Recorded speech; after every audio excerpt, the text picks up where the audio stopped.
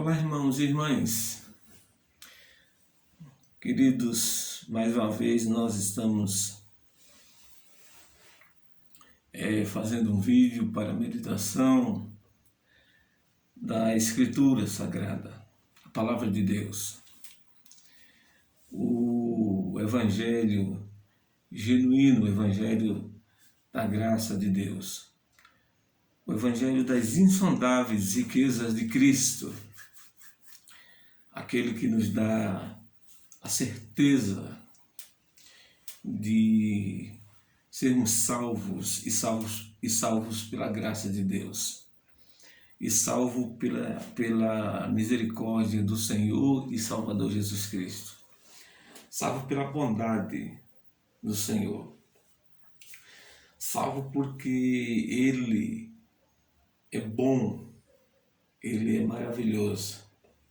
Então, aqui na carta de Paulo aos irmãos de Éfeso, Efésios capítulo 2, versos 4 a 9, o apóstolo Paulo ele vai falar dessa graça de Deus em nos salvar, né? Deus mostrando graça, bondade, misericórdia, Deus tomando a iniciativa de nos salvar, uma vez que nós estávamos mortos em nossos delitos e pecados. Uma vez que era impossível a nossa participação, porque o morto não tem participação nenhuma, né? Um morto fisicamente falando, ele não tem vontade própria, ele não tem fome, ele não tem sede, ele não faz nada. Ele depende de outras pessoas para se locomover, enfim.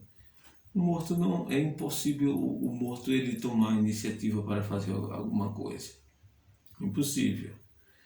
Assim é o homem morto em delitos e pecado. Interessante quando a gente fala dessa morte espiritual, fazer um comparativo com a morte física, né?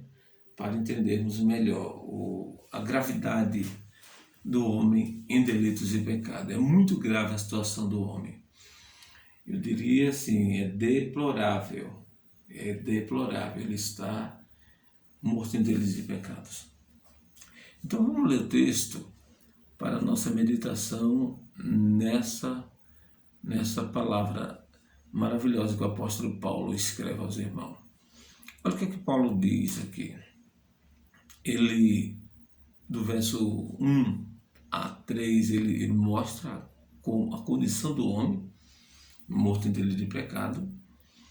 E no verso 4 em diante ele vai dizer, mas Deus, olha como isso muda, sendo rico em misericórdia, por causa do grande amor com que nos amou, e estando nós mortos em nossos delitos e pecados, nos deu vida juntamente com Cristo, pela graça sois salvos. E juntamente com Ele aqui é Cristo, nos ressuscitou e nos fez assentar em lugares celestiais, outra vez aí, em Cristo, para mostrar nos séculos vindouros a suprema riqueza da sua graça em bondade para conosco, em Cristo Jesus. Porque pela graça sois salvos, mediante a fé. E isso não vem de vós, é dom de Deus.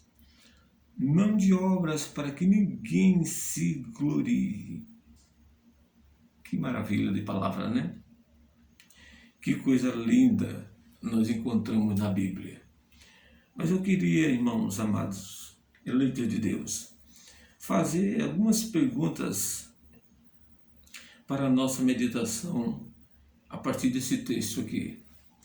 A primeira pergunta é a seguinte: você acredita no propósito de Deus em sua salvação? Você crê que Deus tem um projeto, um plano, e que Ele tem esse projeta esse plano desde antes da fundação do mundo. Você acredita nisso? Você crê realmente no projeto da salvação? Você acredita que Deus tem motivação em nos salvar? E se Deus tem essa motivação em nos salvar, o que motiva Deus, irmãos, em nos salvar? Uma vez que nós não temos méritos nenhum, estamos mortos, somos desobedientes, merecemos a ira. Então, o que motiva Deus em salvar uma pessoa como eu, uma pessoa como você, uma pessoa assim como o apóstolo Paulo, né? E tantas outras pessoas aí que, humanamente falando, não dá para ter mérito algum nessas pessoas. Outra coisa, qual é o propósito de Deus em nos salvar graciosamente?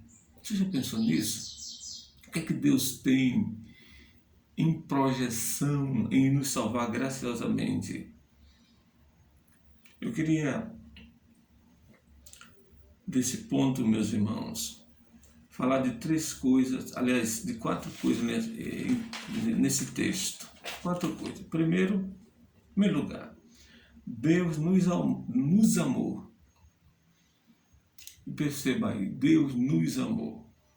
Ele nos amou. Segundo lugar, Deus nos ressuscitou. Esse é o segundo ponto do texto. Em terceiro lugar, Deus nos exaltou. E finalmente, Deus nos guarda. Ele nos guarda para mostrar no século vindouro, diz aí no verso 7, para mostrar nos séculos vindouros a suprema riqueza da sua graça em bondade para conosco em Cristo Jesus. Então, somos redimidos por 4 atividades que Deus realizou em nosso favor.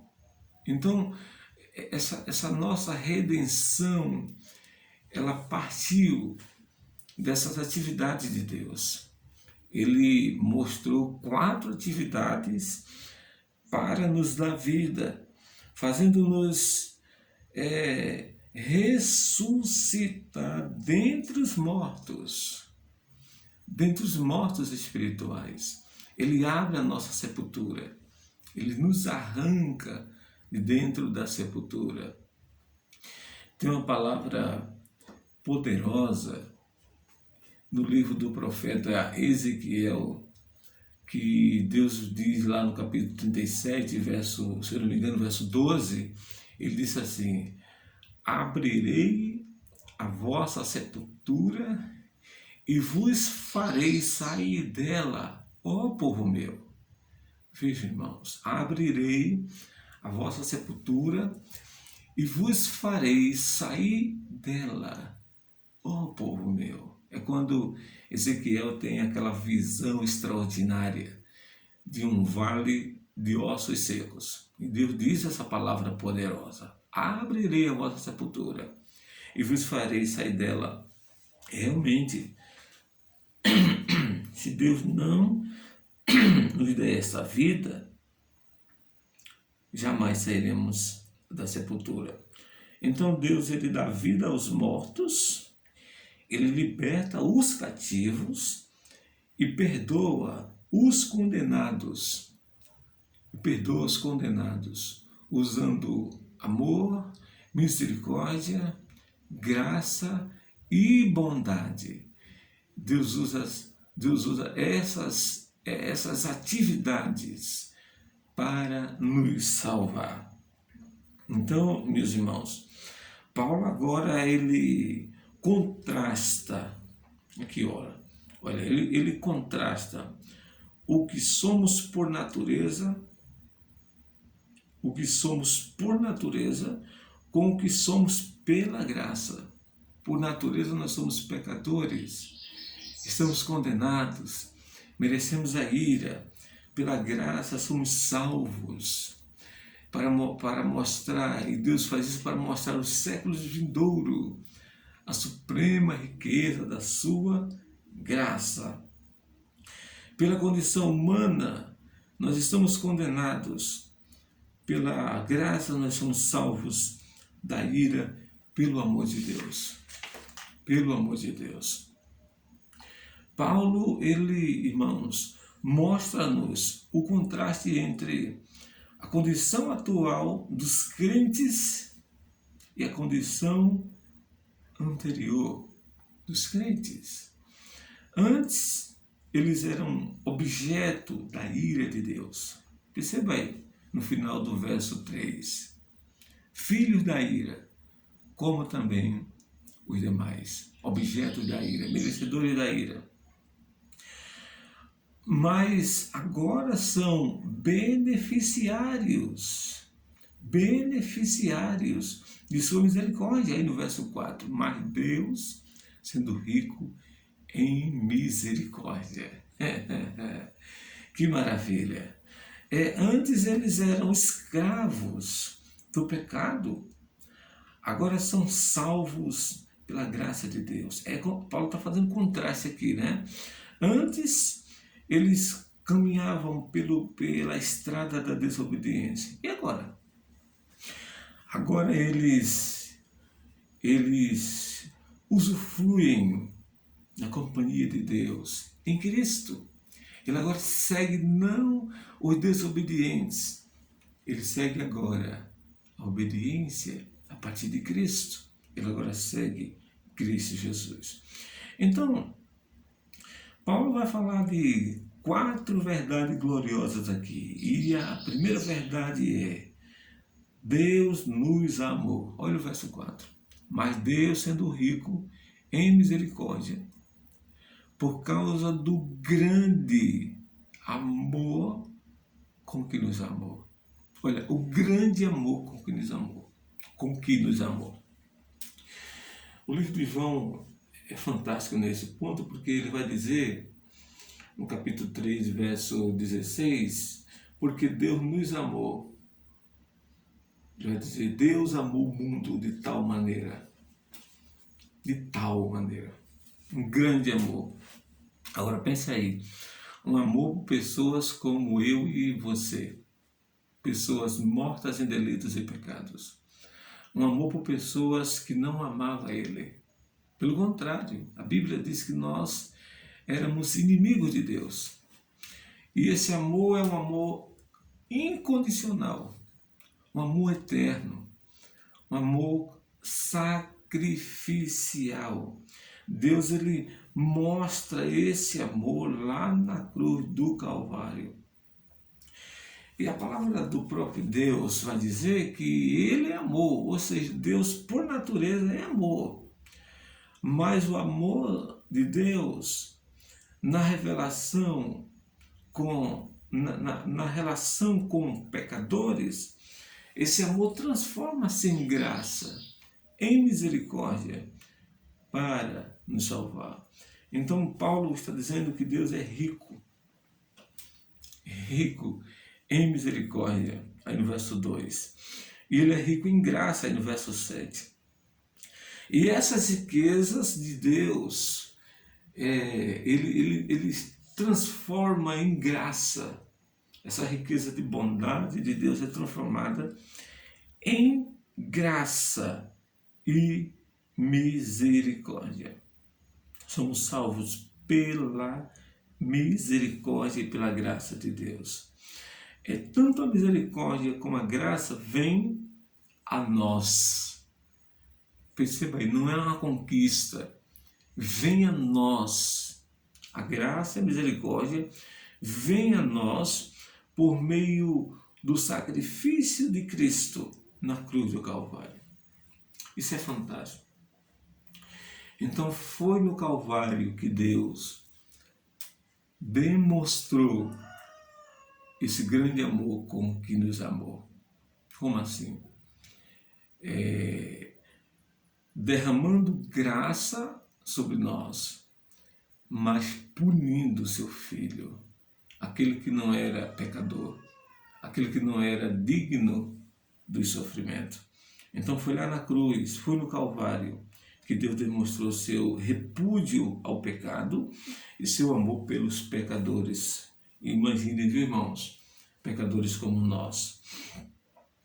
Agora, nesse texto aqui, em que Paulo está falando, Deus nos amando, Deus nos amou, Paulo não só fala sobre a nossa salvação. Não, Paulo não só levanta o ponto da salvação aqui. Mas Paulo fala também, irmãos, sobre essa motivação de Deus em nos salvar. E Paulo vai agrupar aqui 4 palavras que motivam Deus nos salvar. Por quê? O que é que motiva Deus nos salvar, hein? Imagine ele, você e eu, nossos pecadores. Paulo vai agrupar aqui 4 palavras que vai levar Deus a nos salvar. Primeiro, amor. A primeira palavra que motivou Deus nos salvar foi amor. Segundo, a misericórdia. Amor, recapitulando aí, amor e misericórdia. Terceiro, graça. Graça. Amor, misericórdia e graça. E em quarto lugar, a bondade de Deus. E Deus mostrou isso em Cristo. Então, a motivação de Deus nos salvar foi, primeiro, o amor dele. Segundo, a misericórdia dele. Terceiro, a bondade dele. Quarto, a graça dele. A graça dele. Então, Deus demonstrou a suprema grandeza do seu poder quando ele nos resgata da sepultura e nos dá vida outra vez. Aquele mesmo poder que Deus demonstrou ao ressuscitar Cristo ao terceiro dia, Deus agora demonstra a nos dar vida espiritual, a nos trazer de volta ao aprisco. Veja como é que Paulo vai dizer sobre esse poder de Deus demonstrado em Cristo, ou seja, ressuscitando ele. No capítulo 1, verso 19, Paulo vai dizer assim, 1,19, está falando do poder de Deus, o qual, 19, e qual a suprema grandeza do seu poder para com os que cremos, segundo a eficácia da força do seu poder. Olha aí no verso 20. O qual exerceu ele em Cristo, ressuscitando-o dentre os mortos, fazendo-o assentar à sua direita nos lugares celestiais. Verso 21. Nos lugares celestiais, acima de todo principado e potestade e poder, e domínio, e de todo nome que se possa referir, não só no presente século, mas também no vindouro. Então foi esse poder que Deus demonstrou na ressurreição de Cristo, que ele utilizou para nos ressuscitar. Aí no verso 5 ele vai dizer assim, estando nós mortos em nossos delitos, nos deu vida juntamente com Cristo. Então essa é a primeira verdade que Paulo traz aqui, irmãos.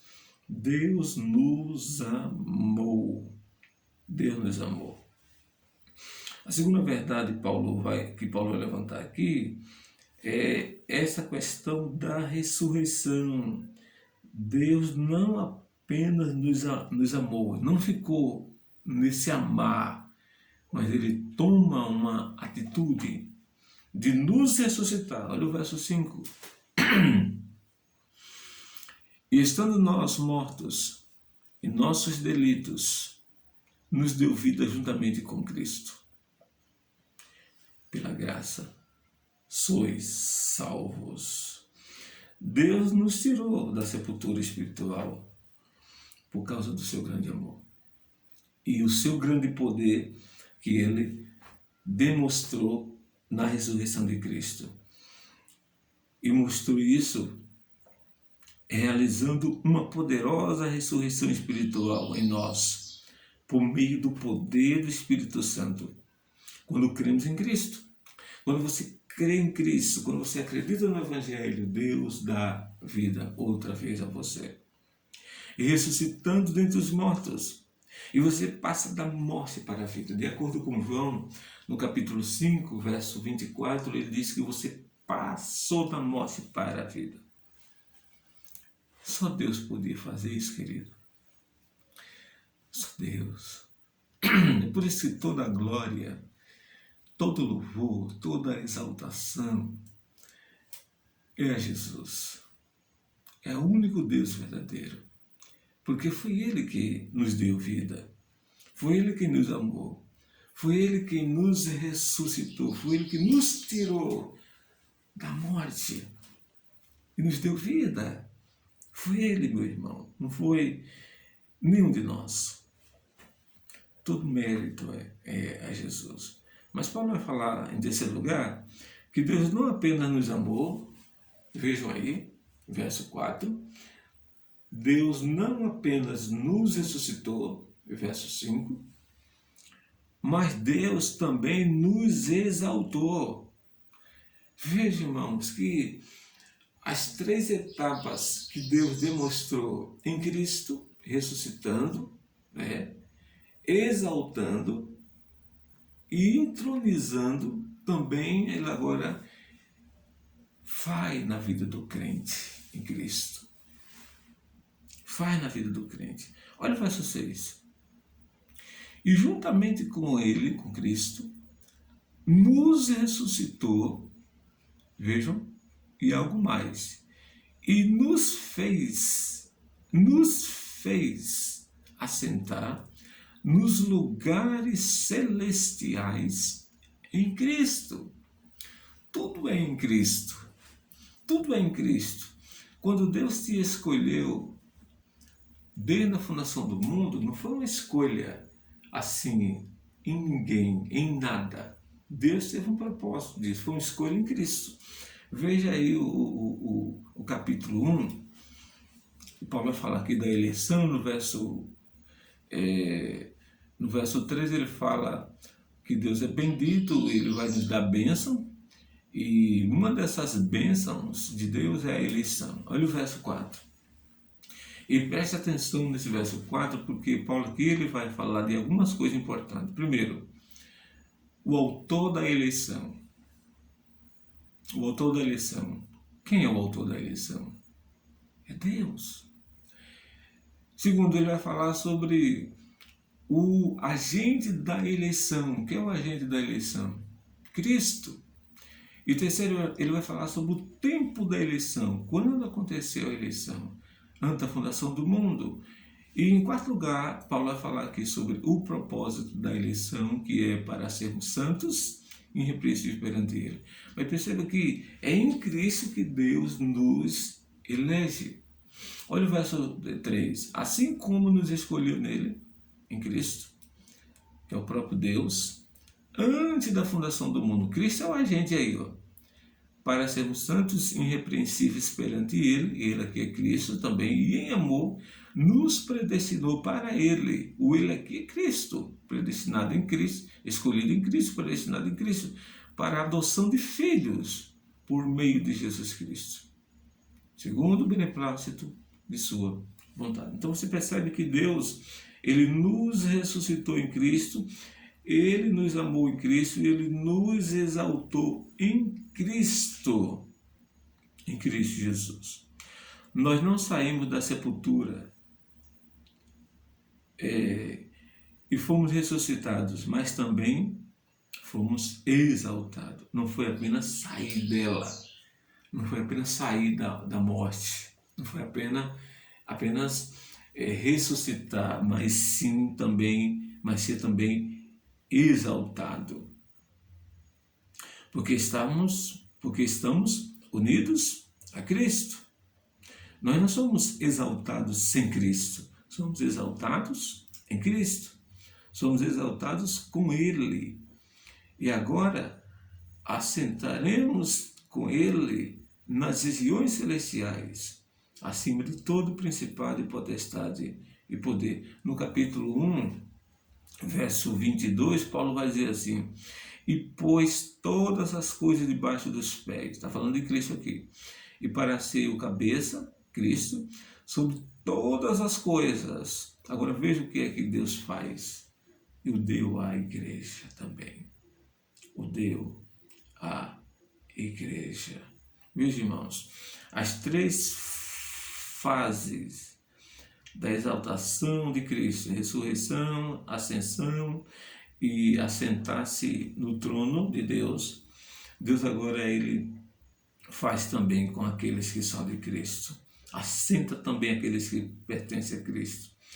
Os três eventos de Cristo passam agora também a ser da igreja. São os degraus que o morto espiritual tem pela graça. Você ressuscita, você se assenta em lugares celestiais em Cristo. Isso é graça, isso é bondade, isso é misericórdia, isso é grande amor. Isso é um grande amor. Agora, em quarto lugar, Paulo vai dizer, aí no verso 7 a 9, que Deus nos guarda para um futuro brilhante. Que maravilha, viu, irmãos? Que maravilha! Você que é salvo em Cristo, você é salvo pela graça do Senhor, porque Deus nos amou, porque Ele nos amou incondicionalmente. Você é salvo porque Deus nos ressuscitou.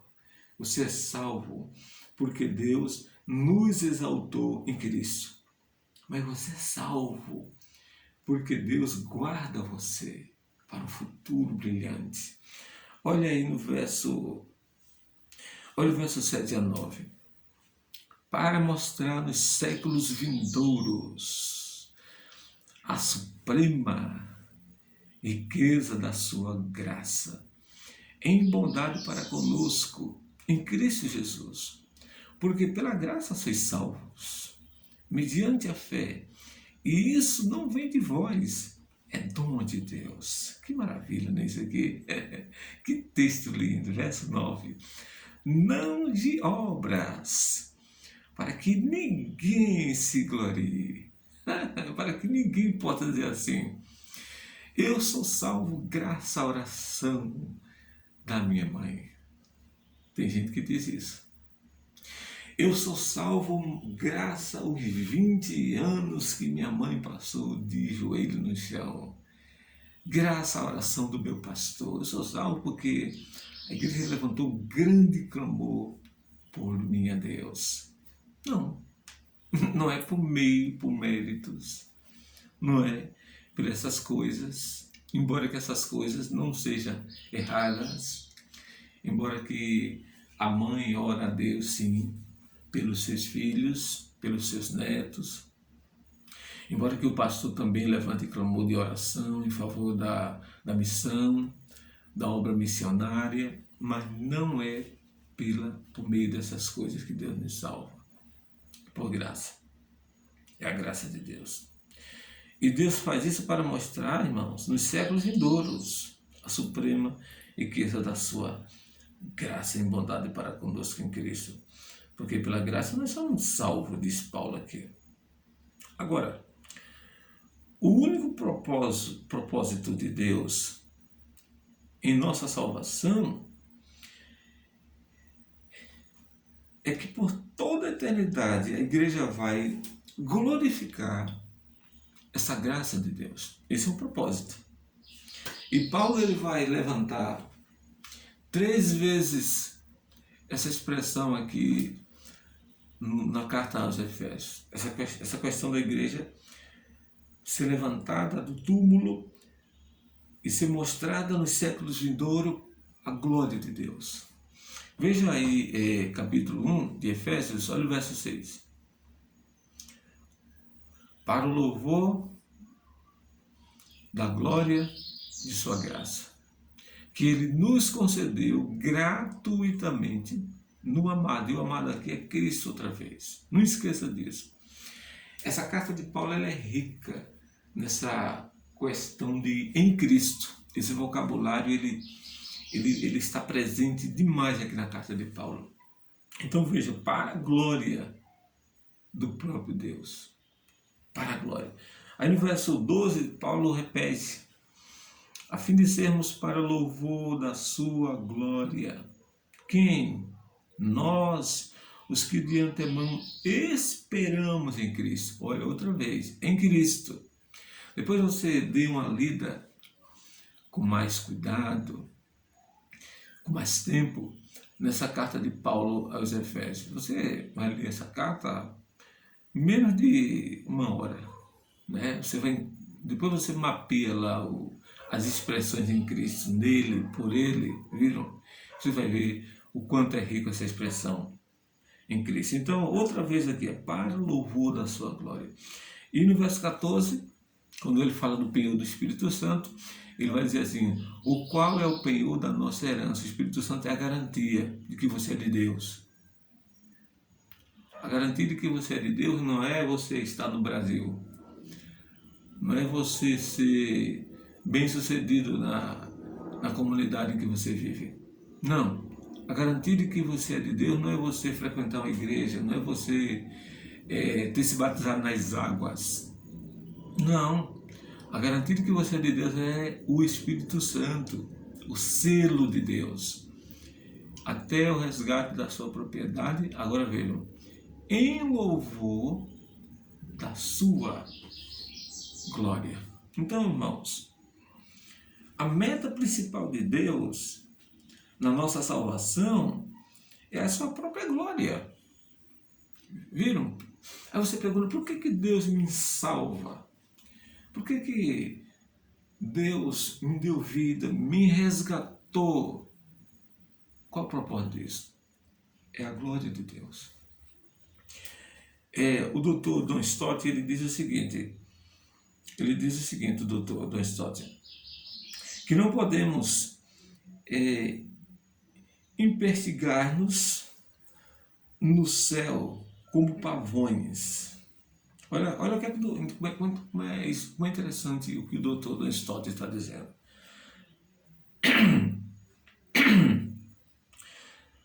Não podemos investigar-nos no céu como pavões. E ele vai dizer assim, ó, o céu está cheio das façanhas de Cristo e dos louvores de Deus e de nenhum mérito humano. Isso é interessante. Haverá no futuro, meus irmãos, uma demonstração no céu. Haverá. Não uma demonstração de nós mesmos, mas sim uma demonstração da incomparável riqueza da graça de Deus, da glória de Deus, da misericórdia de Deus, da bondade de Deus, por meio de Cristo. Por meio de Cristo. E eu quero terminar essa reflexão, meus irmãos, falando que a salvação é um presente de Deus, não é uma conquista. É pela graça que nós somos salvos. Não é por nenhum mérito, por nenhuma capacidade humana que nós possamos apresentar para Deus. Até porque nós não temos. Somos salvos pela graça. Só a graça de Deus. E isso não desvaloriza a você, meu irmão, a você, minha irmã. Isso não desvaloriza a igreja. Pelo contrário, com esse texto aqui, podemos dizer que a igreja é um troféu da graça de Deus. Ou nós somos os troféus da graça de Deus. Não é? Paulo, ele acrescenta aqui duas negações, né? Ele faz duas negações aqui. A primeira é que isso não vem de vós, é dom de Deus, e o isso aqui introduz a salvação. Isso não vem de vós. Isso o quê? A salvação, o pacote todo. O pacote todo não vem de vós. A segunda palavra que Paulo vai introduzir aqui é dom de Deus. Não vem de vós. Não de obras. Primeiro, não vem de vós. Segunda, não de obra, para que ninguém se glorie. Já imaginou se a salvação ela fosse por obras? Quantas vanglórias, né, não seria apresentada aí diante de Deus? Quantos orgulhos, quantas prepotências. E perceba uma coisa, irmãos, a salvação já é por graça. Ela é por graça. E já tem gente, né, se vangloriando, e já tem gente querendo ser o tal. Imagine se não fosse pela graça. Imagine como seria esse quadro, né? Como as pessoas iriam dizer, iriam se vangloriar. A salvação não pode ser pelas obras, por quê? Porque as obras para a salvação já foram feitas na cruz do Calvário. E não se pode fazer mais nada. E quem fez foi Cristo. Cristo foi o único filho que teve a capacidade de obedecer totalmente ao Pai. Os demais são pecadores. E Cristo fez plenamente. Ele não fez 50%, ele fez 100%. Sem que eu e você faça alguma coisa. Não há mais nada o que fazer. Não podemos acrescentar mais nada na obra da salvação. Mais nada. Qualquer ensino que traga a ideia de obras para a salvação é heresia. Qualquer ensino, seja ele de um padre, de um pastor, de um bispo, de um líder religioso, não importa quem. Quem ensinar alguma coisa a acrescentar para a salvação está ensinando uma heresia. E Paulo ele escreve algumas cartas, como por exemplo os Romanos, Gálatas, para discutir essa questão aí, que o homem, por estar morto em delito de pecado, recebe a graça da salvação e só por graça, e nada mais. Só pela graça, só pela fé em Cristo Jesus. Então, irmãos, pense nisso.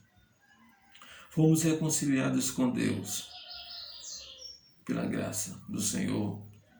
A salvação é pela graça, por meio da fé. Por meio da fé. A questão é, fé em quê? Não é fé na fé. É fé em Cristo. É fé como um dom de Deus. É fé na Escritura Sagrada. É fé na Escritura Sagrada. Então, irmãos, esse é outro belo texto que eu fico encantado com ele. Essa questão da graça de Deus nos salvando. Esse texto é fantástico. Esse texto é maravilhoso. E a partir de então, esse capítulo 2 só vai trazer riquezas para nós. No próximo vídeo, se Deus assim permitir, nós vamos ver essa questão de judeus e gentios. Nós vamos ver essa reconciliação que Deus trouxe em Cristo para salvar judeus e gentios, eleitos e predestinados por Deus para a salvação. Então, meus irmãos, que se você gostou desse vídeo, deixa aí o seu comentário, viu? Não fique de fora, não. Deixe o seu comentário, o seu like, divulgue para outras pessoas. Deus tem um propósito para cada um de nós. E primeiro de nos salvar e depois de nos engajar nessa propagação do Evangelho. Não fique de fora, não. Participe, seja participativo. Não seja infrutífero, não. Frutifique na obra do Senhor. Não fique em cima do muro. Não, participe. Somos da mesma família. Vamos divulgar mais esse Evangelho. Vamos levar mais esse Evangelho além de suas fronteiras. Deus conta conosco, Deus conta comigo, Deus conta contigo. Então, se inscreva aí nesse canal. Esse não é o meu canal, esse é o nosso canal. Viu, irmão? Eu não tenho nada. Eu não tenho nada. Nós não temos nada. E deixe o seu comentário. A sua crítica é muito importante. Me ajuda bastante na escolha de conteúdo, na profundidade do conteúdo. Se precisamos ler mais, obviamente que sim, estudar mais, meditar mais, focar mais na Escritura, porque o foco nosso é a Escritura. Nós não temos outra coisa, e sim a Escritura. Nós não podemos utilizar aqui o nosso achismo. Não, nós temos que utilizar aqui a Escritura, a infalível, a inerrante Palavra de Deus, a Bíblia Sagrada, como nossa única, exclusiva regra de fé e prática, só a Bíblia. E usando a Bíblia que nós estamos seguros,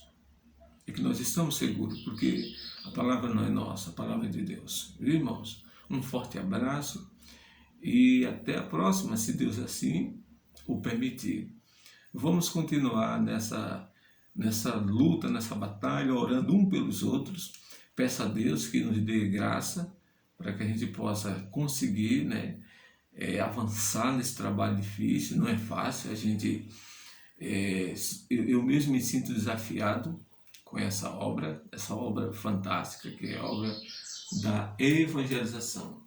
Um abraço e até a próxima, se Deus assim permitir.